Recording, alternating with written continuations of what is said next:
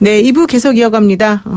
무소속 박지원 의원과 함께하고 있는데요. 제가 좀 전에 3부에서 돌아오겠다라고 말씀드렸죠. 대한신당입니다. 네, 잘못 말씀드린 거고요. 네, 우리 박지원 의원과 계속 얘기 나누겠습니다. 북한 이슈 그러면은 우리나라 최고의 전문가 아니겠습니까?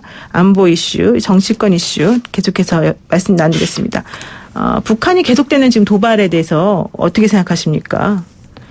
북한은 네. 제가 여러 곳에서 얘기를 했습니다마는 북미 실무급 회담을 8말 9초에 열립니다. 8말 9초요? 예. 네. 이것은 김정은 친서를 보낸 것에서도 또 트럼프 대통령도 폼페이오 국무장관도 얘기를 했거든요. 네. 실무회담을 하면은 비핵화의 길로 가야 됩니다. 그러면은 영변 플러스 알파를 폐기의 길로 간다고 하면은 예. 재래식 무기가 북한에는 아무것도 없습니다. 어떤 의미에서 보면은 6.25 한국 전쟁 때의 수준이에요.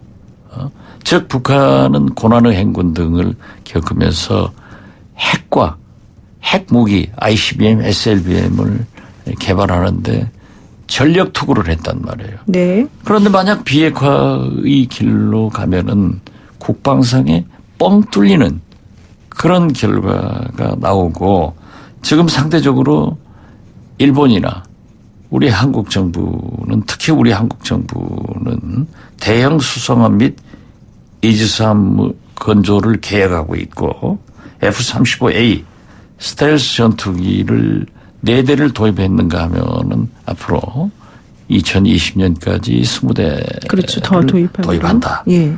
더욱이 고고도 무인 정찰기 글로벌 호크도 도입한다. 그런가 하면은 미국의 핵 잠수함이 우리 한반도를 들락날락 한단 말이에요. 네. 또 그렇게 반대하던 한미 군사훈련이 진행되고 있기 때문에 자기들의 뻥 뚫린 작체 북방을 위해서는 이미 핵을 개발하면서 탄도미사일을 개발하면서 미사일 기술은 상당히 진척돼 있거든요. 네, 그렇죠. 그렇기 때문에 지금 이스칸데르 미사일, 소위 신형 대구경 방사포, 또 최근 엊그제 발사한 신형 전술 미사일 이런 것은 자탄이 소나기처럼 막 쏟아진단 말이에요. 예. 이러한 것을 실험하고 있는 거예요. 그래서 솔직히 북한 인민들에게도 우리가 핵을 폐기하더라도 한국과 일본 두려운 대상이에요. 네. 여기에 대해서 비대칭 또 국방 차원에서 우리도 이러한 무기를 가지고 있다 하는 대내 보여주기 용도 되지만은 한국과 일본에 과시도 하고 또 미국의 실무 협상에서도 우리를 저평가하지 마라. 무시하지 말아라. 이런 일종의 과시다. 그리고 그렇게밖에 할 수 없다.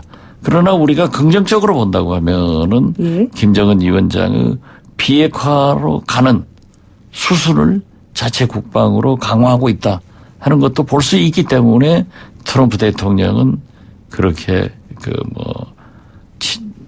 김정은 아름다운 친선이 뭐 이런 얘기를 하는 것 아닌가 저렇게 분석을 하고 있습니다. 그러니까 실무회담을 하고 결국 비핵화로 가게 되면 북한이 이제 완전히 벌거벗은 것처럼 무장 해제를 될 수밖에 없으니까 이제 그렇게 할 때 본인 그 국내용으로는 자기네들 그 주민들에게 우리가 괜찮다라는 걸 보여주고 또 대외적으로도 우리 무시하지 말아라. 우리 이 정도의 힘이 있다라는 걸 보여주기 위해서 계속해서 지금 이런 식의 미사일 실전 배치 뭐 시험 발사 이런 걸 하고 있는 거다. 그렇죠. 이렇게 보신다는 거죠.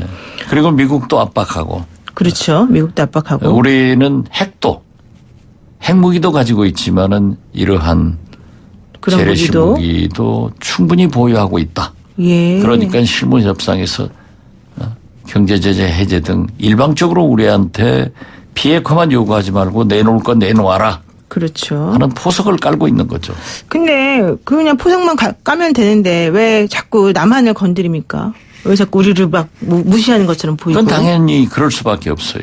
왜냐하면 김정은 위원장은 예. 고난의 행군 등 여러 가지 어려움을 극복하고 핵과 핵무기를 개발하고 예. 그들의 인민들에게 이제 핵을 폐기하고 경제 발전을 해서 이 북한 주민들을 잘 살게 하겠다 이렇게 약속을 했는데 지금 어떻게 됐든 잘 못 사니까. 진척이 안 됐잖아요. 예, 예. 그리고 트럼프 대통령의 경제 제재 압박으로 인해서 재작년 작년 뭐 거의 3.5% 마이너스 경제 성장을 했고 금년에는 더 어렵습니다. 예. 견딜 수가 없는 거예요. 그렇죠. 그런데 우리 문재인 대통령이 남북 경제 협력을 하겠다, 철도를 연결하겠다 이런 약속을 많이 했잖아요. 예. 그러니까 미국과는 협상을 해야 되고 네. 자기들의 인민들에게 이러한 모든 책임은 문재인 대통령과 남한이다. 아, 누군가에겐 책임을 전가해야 그렇죠. 되니까. 그러한 네. 대내 정치용이고 선전용이다. 그렇기 때문에 저는 우리 문재인 대통령에게도 저는 이건 조금 저하고 다른데요. 예. 선북 후미하지 말고 선미 후북하는 것이 좋다. 아, 선미 후북. 예.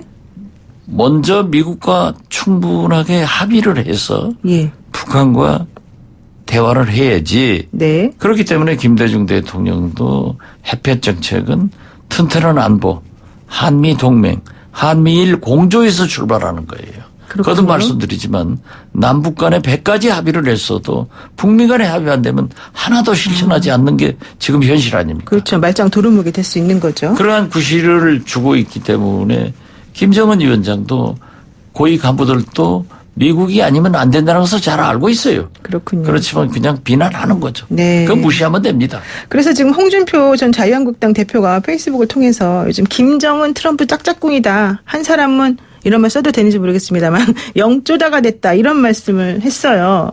이거 올바른 말이 아니네요. 그러면. 그런 것은 뭐 야당이니까 네. 문재인 대통령을 공격하는 것이지 네. 개의할 필요 없습니다. 본질적인 말은 아니다. 예. 자, 시간이 벌써 다 돼가는데 마지막으로 하나만 여쭙겠습니다. 정치권 이슈인데요. 지금 가장 핫한 게 그 조국 법무부 장관 후보자 지명에 대한 건데 여야가 강대강으로 정면 충돌하고 있지 않습니까? 특히 황교안 대표가 뭐 국가 전복을 꿈꿨던 사람이 어떻게 법무부 장관이 되냐 이런 말까지 했는데요. 어떻게 보십니까? 조국 인사.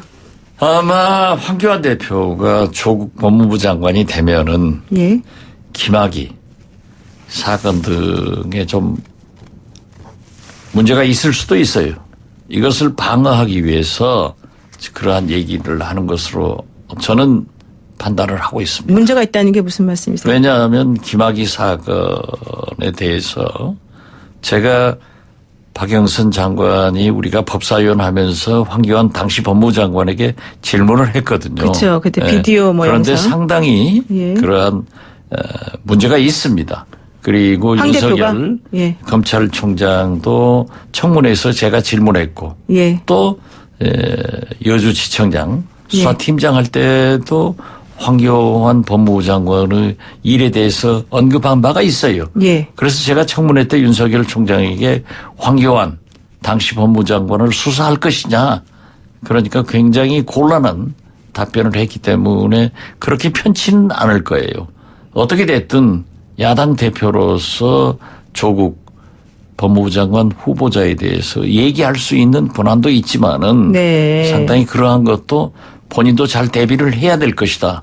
이런 말씀을 드리면서 저는 네. 조국 법무부 장관이 검경 수사권 조정, 네. 공수처 신설, 검찰 및 사법개혁을 위해서 반드시 필요한 분이기 때문에 저는 적임자다 이렇게 생각합니다. 그러니까 야당이 반대해도 어차피 임명이 강행될 것이고 그렇게 되면 황교안 대표가 좀 걱정할 만한 일이 벌어질 수도 있고. 저는 그렇게 봅니다. 예. 왜냐하면은 민주당에서도 네. 저도 추궁할 예. 거거든요. 알겠습니다. 예, 말씀 여기까지 듣겠습니다. 예, 오늘 그 무소속 박지원 의원과 함께 지금까지 말씀 나눴습니다. 감사합니다. 네, 감사합니다.